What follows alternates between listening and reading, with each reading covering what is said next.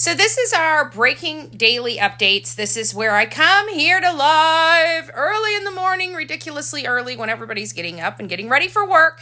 And I give you your daily updates, your daily crime story updates of the latest and greatest top stories that are in our news right now. The top three are the top four stories this morning are Elijah Vu, a 3-year-old that disappeared from Two Rivers, Wisconsin. We have Sebastian Rogers out of Sumner County, Tennessee. We have Madeline Soto out of Kissimmee, Florida, as well as Riley Strain, which most of you guys are here for updates for Riley Strain out of Nashville, Tennessee. So we've got a lot of stuff going on. I just want to give you guys a brief update on the Elijah Vu case. It's the easiest one. So we'll start off with the 3-year-old from Two Rivers, Wisconsin. This is a 3-year-old boy that disappeared. Let me see if I can show you guys a beautiful photo of him.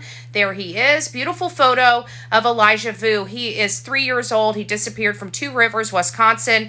The mother sent this boy over to a man by the name of Jesse Vang to discipline him, to teach him how to be a man, according to the affidavit of probable cause, because they are both behind bars right now and arrested for negligence to him and his little sister. His older sister, which is 6 years old. She was left inside of a car on February 14th. This is the last known photo of Elijah Vu. This was derived from a Napa auto shop in Two Rivers, Wisconsin, not too far from Jesse Vang's home.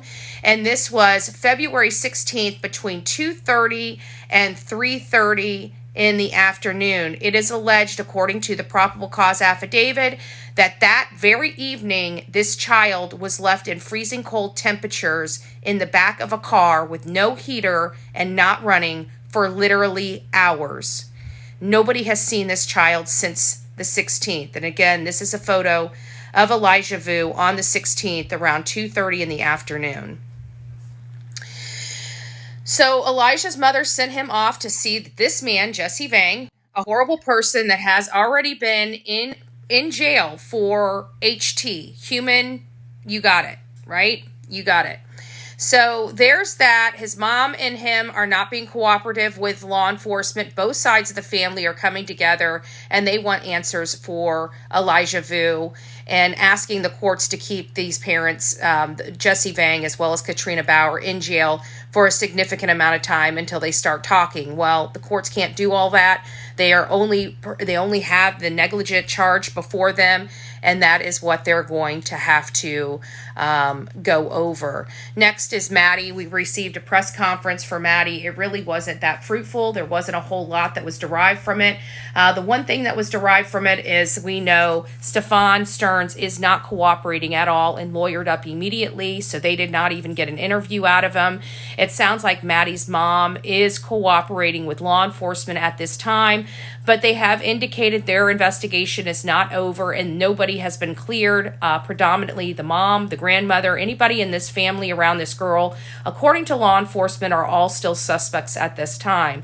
Will the mother, Jen Soto, have to answer for Stefan Stearns? I have no idea. You know, how much information did she know? Was he just a predator that preyed upon her and her daughter, and she had no knowledge of this? And if so, how did Madeline? I mean, she was 8 years old. 8 years old. So Madeline they're fighting for him. There's the monster that hurt her.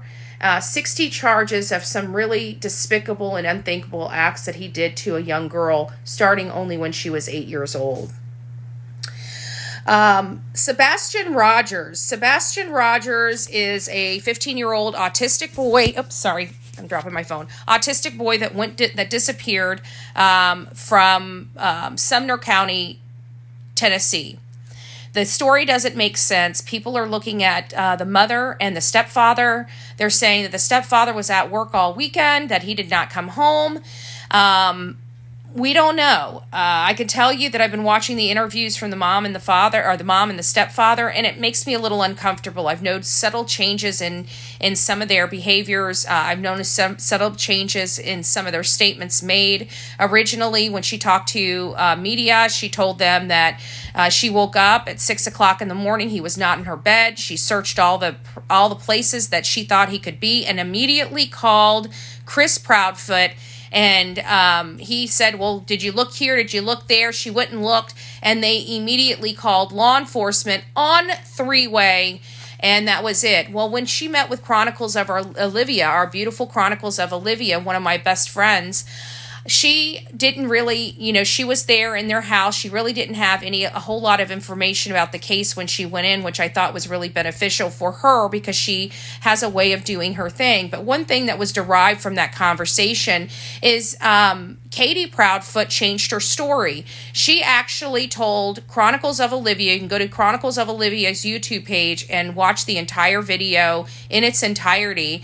And at the very beginning, she says that she got in her car, went around the block, and drove to the school to see if he was there. And you heard Chris start coughing and distracting her. She pauses for a little bit, and then she says, oh yeah, and we were on the phone with three-way while we called law enforcement. So it sounded like we got a different story, a completely different story, one that added two additional activities in it, one driving around the neighborhood and two driving to the school. So that made me feel very, very uncomfortable because when I start having parents changing their stories wildly like that, it makes me stop and ask why. A lot of people, there's a people on the fence. The behavior panel came out with these parents and said they thought they were being truthful. I didn't. I thought there was something hinky going on in their conversation. They backed themselves in the corner. They said he didn't have any friends, that he wouldn't have left the house with just anybody, that he usually put socks and shoes on. He did not do that. He left with a flashlight and he just up and disappeared. Well, typically kids that don't have friends don't really have anybody that engages with them or tries to coax them out of the house. However, is it possible that another student there, that this was a prank that went terribly wrong? Yeah, there was that possibility there, but there's just something with these parents that aren't making sense, and the fact that they're trying to go out and they're spending more time arguing about what people are saying about them than they are about their own son. But, in all fairness, I saw some of this stuff go on with Brandy Neal, and Brandy Neal missed her, her son was abducted.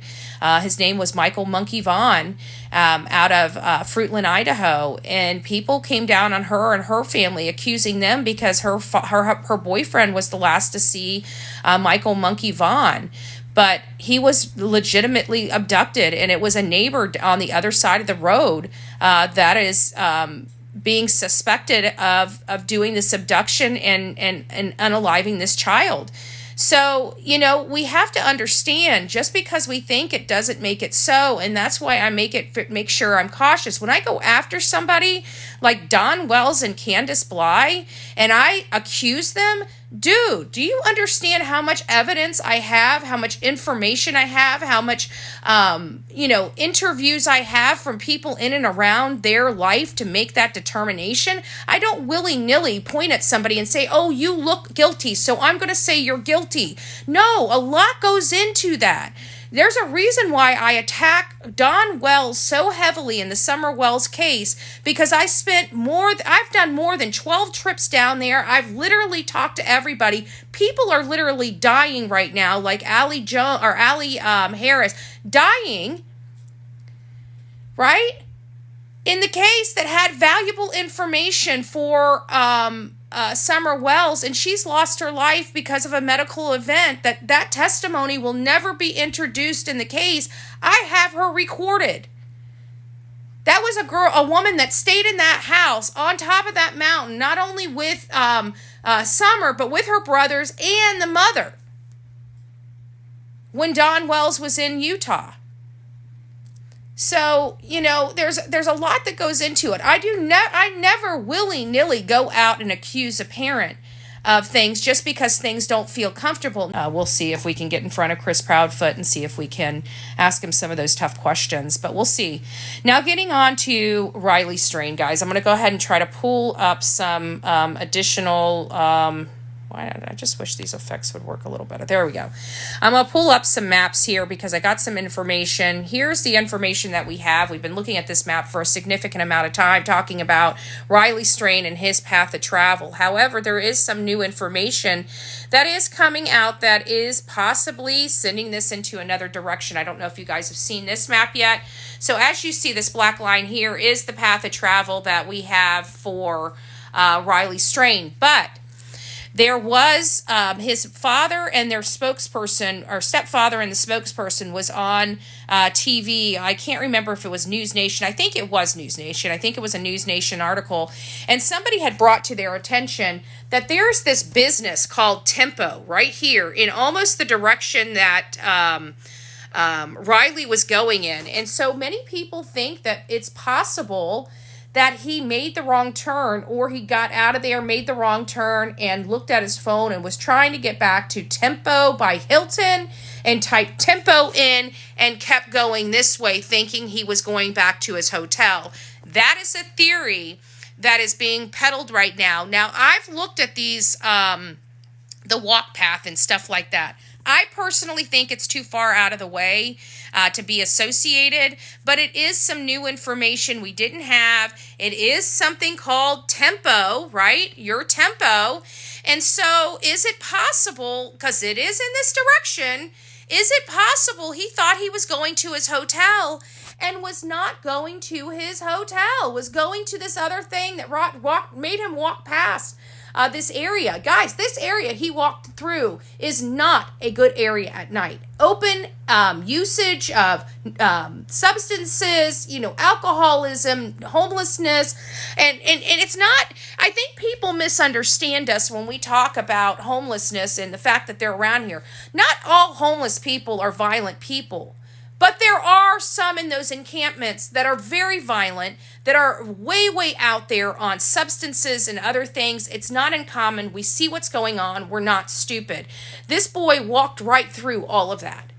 Think about your most dangerous area in your own community that this boy had to walk through alone and intoxicated. I know a lot of people are looking at this river and they're saying that he's in this river.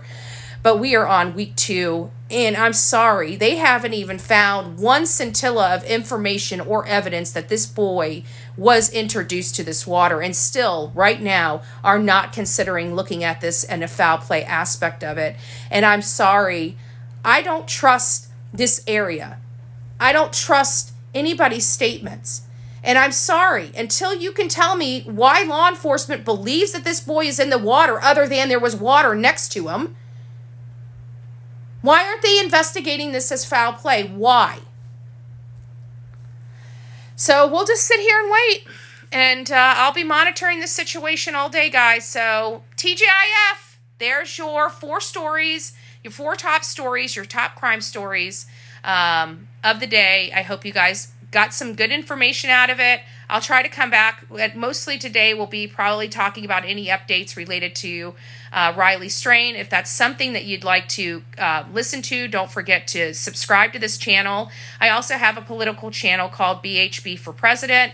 If you guys would like to go over there and show me some love and support, I'm trying to get to 1,000 subscribers over there. It's going to be a completely different channel, doing completely different stuff than this. And so any support that you guys can provide, I greatly appreciate it. And lastly, we have subscriptions. So if you guys love the work that we do, please consider becoming a monthly partner with us as we do amazing things for 2024. All right, guys, there's your updates. I will be back today. God bless you, and we will keep rocking it out with our coffee beans out.